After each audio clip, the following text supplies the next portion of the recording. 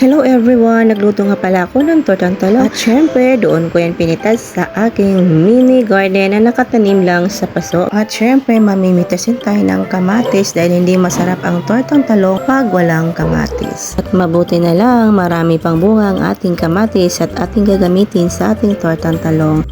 So ayan, inihaw ko lang yung talong. Pwede rin namang ilaga mo siya mga ka-garden para hindi mo nabalatan. Pero mas masarap kasi pag ihaw, kaya tanggalin lang natin yung balat. At pagkatapos, syempre hiwain naman natin yung ating na-harvest na kamatis. At samahan din natin ng sibuyas. At syempre, hindi mawawala ang itlog.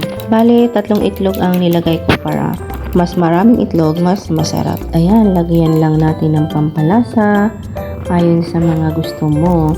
Ako nilagyan ko ng salt, pepper to taste. Tapos, ayan, hinalo ko na yung ating sibuyas at kamatis. Tapos, ayan, i-smash lang natin yung talong. Syempre, para, siya, dumami. Maglagay lang tayo ng kunting mantika sa pan. And then, pag mainit na, ibuhos lang natin yung kalahating mix ng egg. Tapos, sinunod ko naman yung talong. And then, pag naayos na, yung kalahating natira, yun naman ang sinunod ko. Ayan. Pasensya na nga pala sa voice over ko mga ka-garden. Nakakapagod pala mag voice over. Paano kasi to si Meta? Laging copyright. Kaya ayan, pagtyagaan nyo na muna.